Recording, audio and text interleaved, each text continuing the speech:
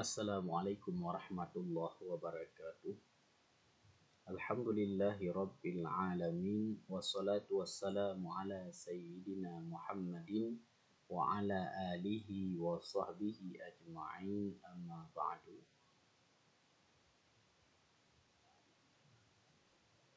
Dalam video kali ini kita akan membacakan beberapa soal dengan kisi-kisi keputusan Direktur Jenderal Bimbingan Masyarakat Islam nomor 298 tahun 2017 tentang pedoman penyuluh agama Islam non-PNS.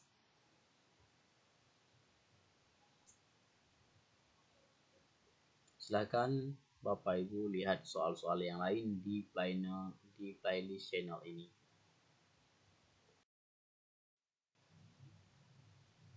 Baik, kita mulai dengan mengucapkan Bismillahirrahmanirrahim. 1.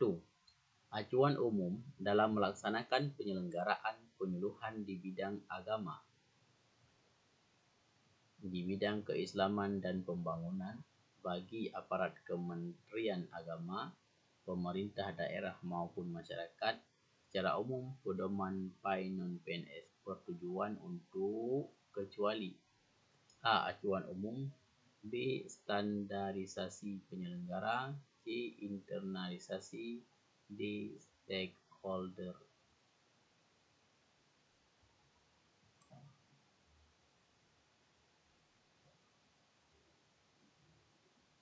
Jadi jawapan yang tepat adalah stakeholder.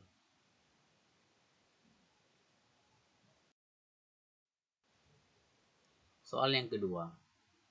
Secara umum, pedoman PAI non-PNS bertujuan mengoptimalkan peran dan mobilitas masyarakat dalam menunjang tercapainya visi Bimas Islam, yaitu untuk mewujudkan masyarakat Indonesia yang taat beragama, rukun, cerdas, dan sejahtera lahir batin dalam rangka mewujudkan Indonesia yang A. Berdaulat, B. Mandiri, C. Berkepribadian berlandaskan gotong royong, D. Berkebangsaan ganda.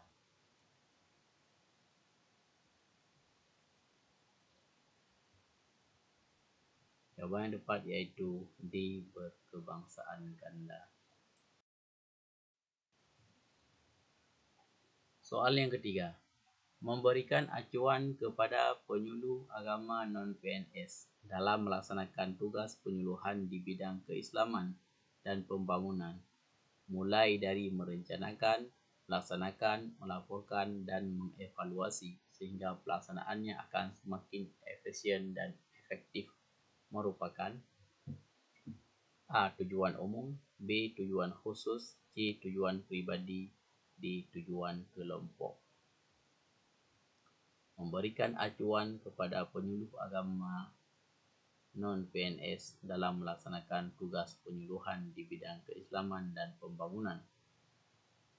Maka jawapan yang tepat adalah B. Tujuan khusus.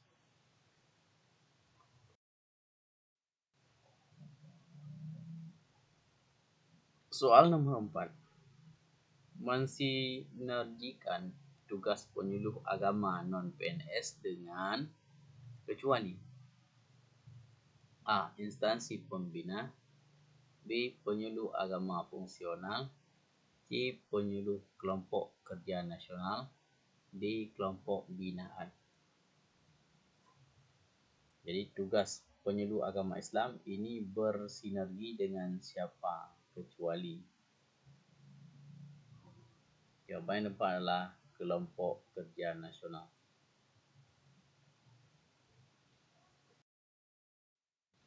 Soal yang kelima. Sasaran pedoman penyuluhan agama Islam non-PNS ini adalah kecuali A. Sasaran kelembagaan, B. Sasaran operasional, iaitu penyuluh agama Islam non-PNS, C. Sasaran substansial, iaitu umat di lingkup kecamatan tempat penyuluh bertugas, D. Organisasi. Sasaran pedoman penyuluhan agama Islam non-PNS kecuali. Jawapan yang tepat adalah untuk berorganisasi.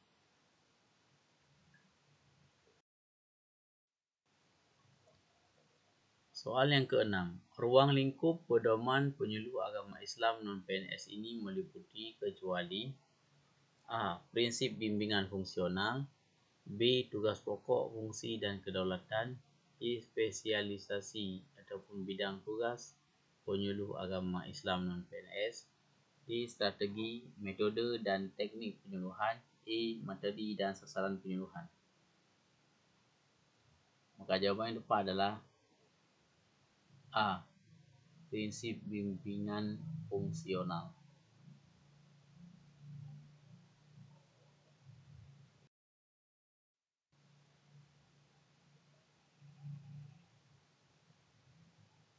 Soal nomor 7. Penyelenggaraan penyuluhan meliputi kecuali A. Perencanaan mekanisme kerja penyuluh agama Islam non-PNS, B. Pelaporan, C. Monitoring dan evaluasi, D. Pemaparan. Maka jawapan yang tepat adalah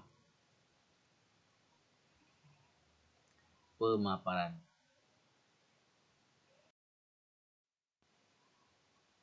Bismillahirrahmanirrahim. Soal ke-8.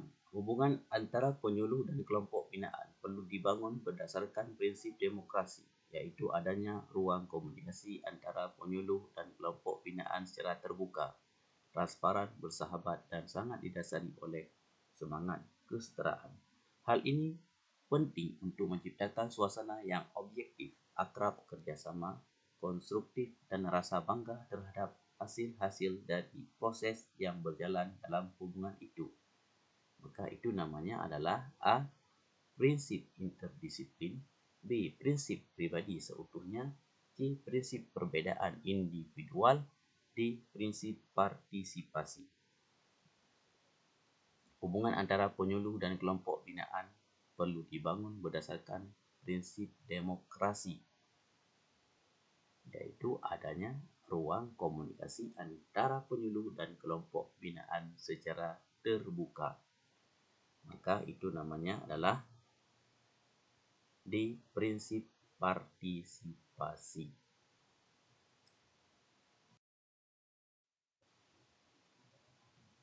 Soal ke-9. Bahawa penyuluhan berlaku untuk semua sesuai dengan tujuan dan sasaran penyuluhan agama Islam. Penentuan kelompok binaan penyuluhan benar-benar berdasarkan pada pertimbangan kebutuhan. A. Prinsip interdisiplin, B. Prinsip pribadi seutuhnya, C. Prinsip perbedaan individual, D. Prinsip untuk semua.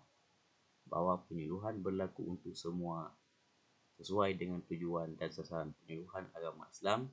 Penentuan kelompok binaan penyuluhan benar-benar berdasarkan pada pertimbangan kebutuhan. Penyuluhan berlaku untuk semua. Maka itu adalah prinsip D. Prinsip untuk semua. Ingat kata kuncinya.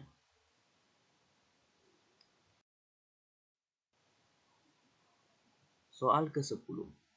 Bahawa setiap individu memiliki keunikan dan kekhususan tertentu yang berbeda antara individu yang satu dan yang lainnya.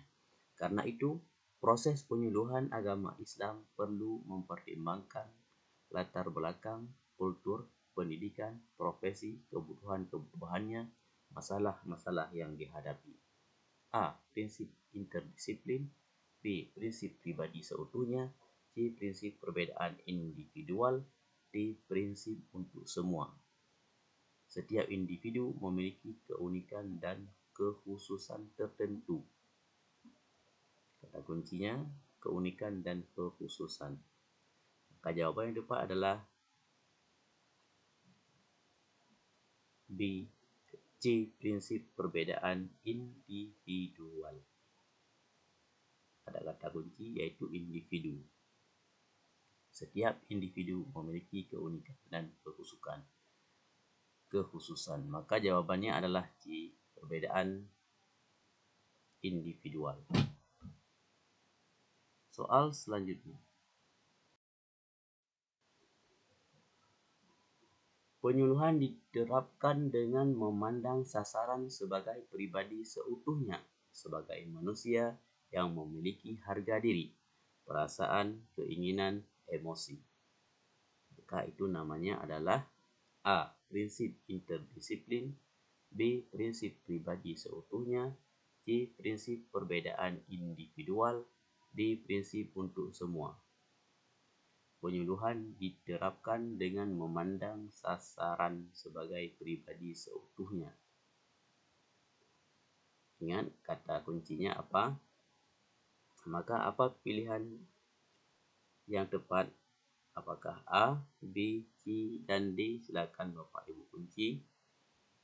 Kita lihat jawaban yang benar adalah B, pribadi seutuhnya.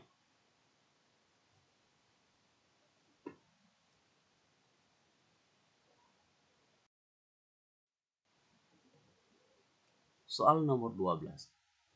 Bahwa permasalahannya yang ada pada kelompok sasaran perlu dipandang dari berbagai sudut pandang.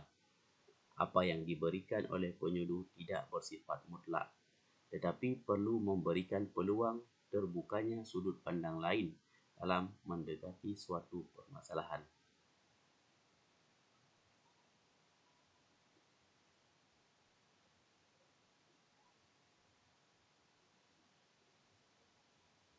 Maka jawaban yang tepat adalah A. Prinsip interdisiplin, B. Prinsip pribadi seutuhnya, C. Prinsip perbedaan individual, D. Prinsip untuk semua. Bahwa permasalahannya yang ada pada kelompok sasaran perlu dipandang dari berbagai sudut pandang. Jawaban yang tepat adalah A. Prinsip interdisiplin.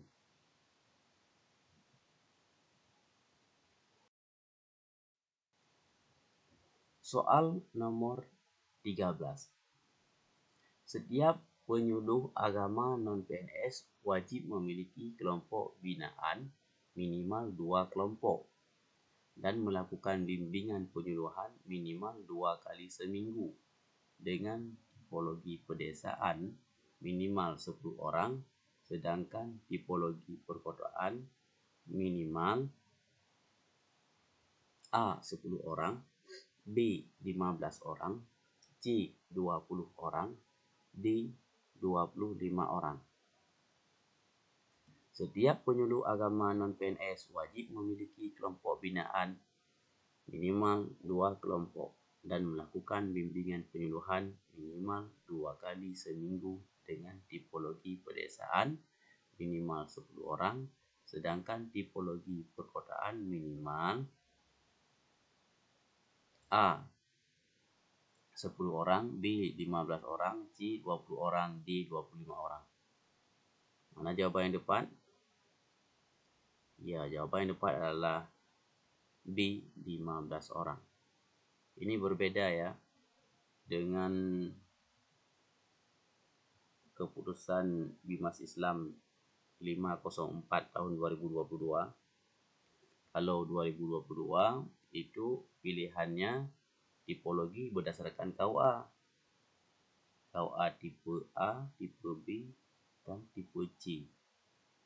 Tapi kalau merujuk pada keputusan Bimas Islam nomor 298 tahun 2017, ini berdasarkan tipologi pedesaan dan tipologi perkotaan. Jadi silakan Bapak Ibu nantinya bisa belajar dan memilih ke arah mana sasaran dari setiap soal yang ditujukan.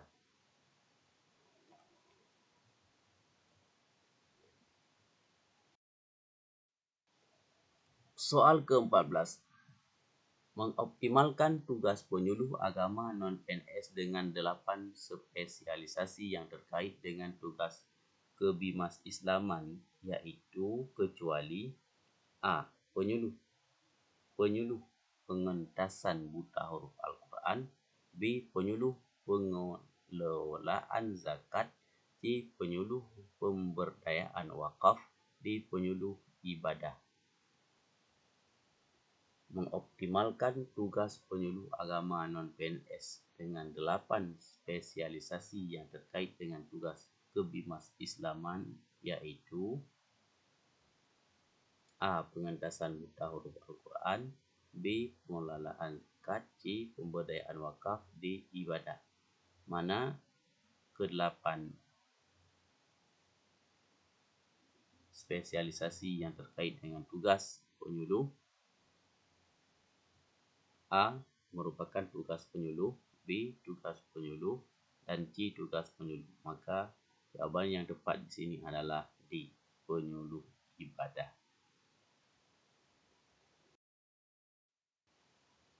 Soal ke-15. Seorang yang diberi tugas, tanggungjawab, wewenang dan hak untuk melaksanakan kegiatan bimbingan dan penyuluhan di bidang keagamaan Islam dan pembangunan melalui bahasa agama disebut A. PPK non-PNS, B. PAI non-PNS, C. PPH non-PNS, D. PPS non-PNS. Ya, ini pasti Bapak Ibu sudah mengetahuinya. Jawapan yang tepat adalah B. PAI non-PNS. Seorang yang diberi tugas, tanggungjawab, wewenang dan hak untuk melaksanakan kegiatan bimbingan dan penyuluhan di bidang keagamaan Islam dan pembangunan melalui bahasa agama, itu adalah penyuluh agama Islam non-PNS, iaitu jabatan yang Bapak Ibu sekarang akan memperebutnya menjadi P3K. Wallahu a'lam bishawab. Hanya Allah Ta'ala yang mengetahui mana yang benar daripada setiap jawaban yang telah dipaparkan. Kami pun mohon maaf atas segala kekurangan. Terima kasih sudah setia di channel ini. Silahkan Bapak Ibu lihat kembali pada playlist channel ini soal-soal yang lain. Mudah-mudahan Bapak Ibu lulus semuanya. Dan jangan lupa di-share kepada kawan-kawan supaya kawan-kawan pun dapat bisa belajar dan lulus semuanya, insyaAllah. Amin ya rabbal alamin. Alanallahu wa iyyakum ajma'in. Assalamualaikum warahmatullahi wabarakatuh.